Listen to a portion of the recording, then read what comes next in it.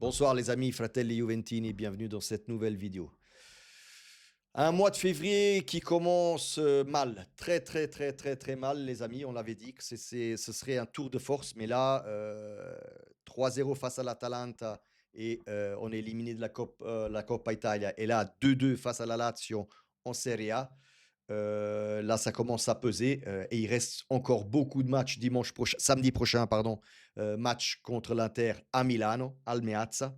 Donc voilà, male, male, male, c'est le maître mot ce soir de ce match-là où franchement, euh, nos joueurs n'y étaient pas. Alors Spalletti a dit que mentalement le 3-0 n'avait pas fait mal, mais quelque part, je trouve que malgré qu'on a bien joué, on a fait le match et tout ça, ça ne va pas. Après, voilà, avec un Thuram ce soir inguardabile, impalpable, il dormait debout, mais on va y revenir sur Thuram, Cambiaso, Bremer, David, Di Gregor, un peu tout le monde. Ce soir, je ne donne pas. Spalletti, pour moi, n'a vraiment pas de faute ou quelque chose à se reprocher, selon moi. C'est les 11 joueurs qu'il y a sur le terrain qui, ce soir, n'y étaient pas du tout. Kenan non plus n'y était pas. Franchement, franchement. Et après, il y a le chapitre arbitre.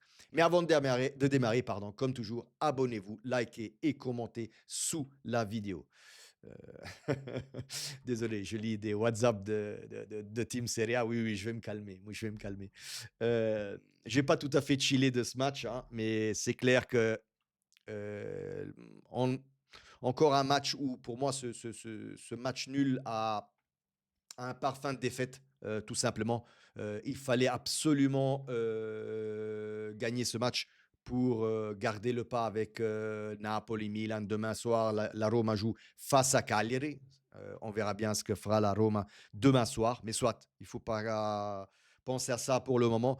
Je disais ce soir, certains joueurs ne m'ont vraiment pas plu. Pour commencer, Di Gregorio, vous le savez, le respect que j'ai pour ce joueur-là, enfin le respect, pas un respect, je n'ai aucune considération pardon, pour ce joueur-là, dans le sens, pour le joueur, je parle toujours du joueur, les amis, jamais de la personne. Hein. Pour moi, c'est tout simplement pas un gardien. Alors, allez regarder, sur le premier but, il n'y a aucune faute de sa part, mais sur le deuxième but, c'est totalement sa faute sur le but de Isaacsen, pardon, de la Lazio. Allez regarder comment il est positionné, comment il met les mains. Enfin bref.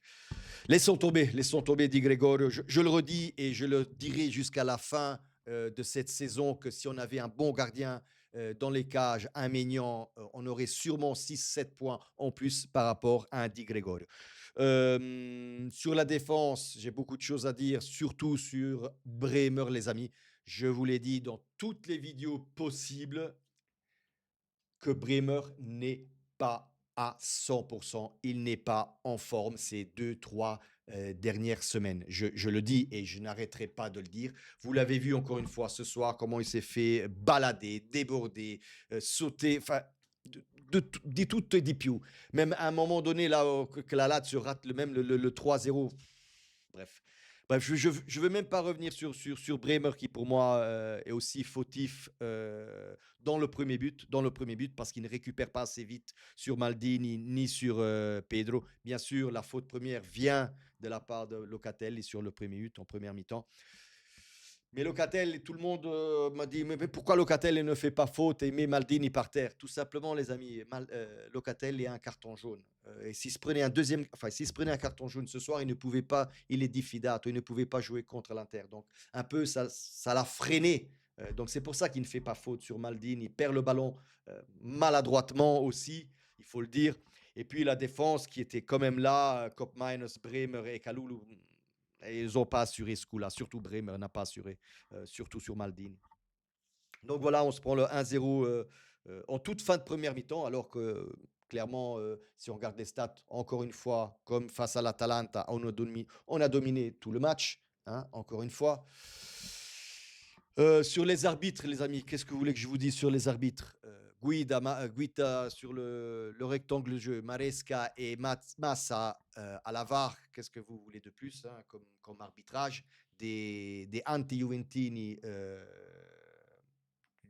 pas des anti-Juventini, mais surtout des arbitres qui ont déclaré officiellement qu'ils ne, ils ne peuvent pas arbitrer Naples parce qu'ils habitent à Naples et ils ne veulent donc pas de problème. Donc déjà, quand tu déclares quelque chose comme ça, et que maintenant tu viens forcément arbitrer la Juve, moi, moi en tant que tifosi, qu'est-ce que je dois penser, Guida? Rocky, dis-moi, qu'est-ce que je dois penser, Rocky? Bref, c'est une farce totale cet arbitrage, même ce soir. Il y avait encore une fois un pénalty en faveur de la Juve sur Cabal, mais Guida qui était là à 3 mètres ne voit rien, la VAR ne voit rien, mais quand la VAR elle est contre la Juve, là, la VAR s'active correctement. Ça, il n'y a aucun problème. Donc, à un moment donné, les amis, à un moment donné, moi, j'en ai marre de faire comment, la personne sérieuse ou le Juventini qui ne se plaint jamais. Elkan, sors un peu de ta tour d'ivoire, ou même Comoli, sors un peu de ta tour d'ivoire. Et je pense qu'il y a moyen un peu là de faire un peu comme Marotta, de s'énerver face à des micros et de faire un peu changer les choses ou au moins réclamer certaines choses parce que là, ça commence vraiment à monter sur le système nerveux, cet arbitrage-là, un peu contre Juve. Parce que j'en ai marre. Depuis le début de la saison, c'est comme ça. C'est comme ça. Là, je pense que c'est la Lazio et la Juve, les équipes les plus tartassate au niveau de l'arbitrage. Mais soit. Je ne sais même pas comment on récupère le score, les amis. Je vais vous dire franchement, sur le 2-0, je pensais déjà que le match était perdu, hein, tout simplement. Et en plus, heureusement que la Lazio, par 2 fois, si je ne me trompe pas, par 2 fois, je ne sais même pas comment ils n'ont pas fait pour marquer. À 3 contre 2, 3 contre 1, ils n'arrivaient pas à marquer. Donc ça vous prouve encore une fois, on a revitalisé il y a 3 semaines le Cagliari. Et aujourd'hui, on revitalise la Lazio, qui pour moi n'est pas une équipe cette année. Mais bon, soit. On récupère le match 2-2 en toute fin de match, 96e minute avec Kalulu. McKennie encore le meilleur d'entre nous, hein, le meilleur des 11, pardon, pas d'entre nous, mais le meilleur des 11, pardon. Kalulu avec, sur un tir au cross, non, cross, je crois, de Boga, qui est encore une fois bien rentré ce soir sur le terrain.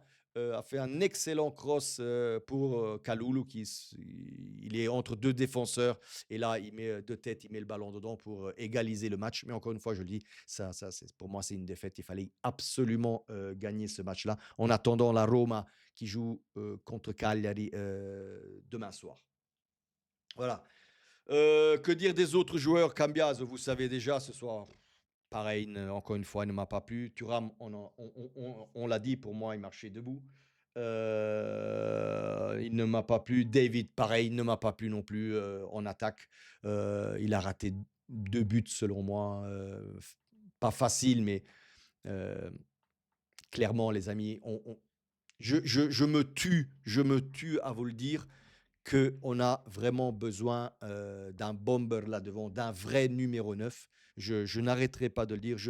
Tous les matchs là que vous voyez un à la suite de l'autre, je suis et je reste persuadé, les amis, que si on a un vrai numéro 9, on gagne le match facilement. On est facilement.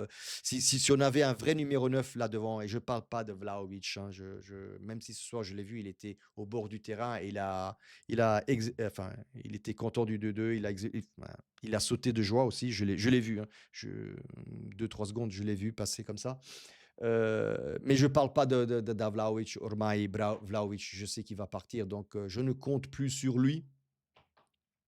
Mais il nous faut un vrai numéro 9. Avec un numéro 9 là devant et un gardien, les amis. Parce que cette Serie A, il faut le dire quand même, hein, à part l'Inter qui voyage à une autre vitesse, tout simplement. Laissons tomber l'Inter, mais que ce soit le Milan, le Naples, la Rome, le Como et tout ça, tous ceux qui sont là dans les 2, 3e, 4e, 5e, 6e places, franchement, ça me fait. Il n'y a pas. Il y a pas cette qualité. Je suis désolé encore, j'ai vu le match du Naples hier qui a gagné en toute fin de match avec un penalty. Alors, est-ce qu'il y a step on foot là-dessus? Je sais pas, mais bref, voilà. On donne ce genre de penalty-là à Naples et aujourd'hui, on ne nous donne pas un penalty, pardon, sur Cabal. Je ne comprends pas, tout simplement. Voilà. Que dire de plus de ce match, les amis? 2 points de perdus, encore une fois, face à la Lazio. Donc la Lazio, que ce soit à l'aller et au retour, nous a pris on a perdu là-haut, je pense. Ouais, perdu 1-0 puisque il nous a pas donné le penalty sur Conceição. Donc 3-2. Donc ils ont pris 4 points sur 6, tout simplement, alors qu'ils ne les méritaient pas, selon moi. Voilà les amis. Je reviendrai sans doute demain pour une analyse débrief du match. Et puis, live Super Bowl ce soir. Je vais démarrer la live vers minuit 30, quelque chose comme ça. Donc, je vous attends tous en live ce soir. Come sempre, ragazzi, fino alla fine. Forza Juve.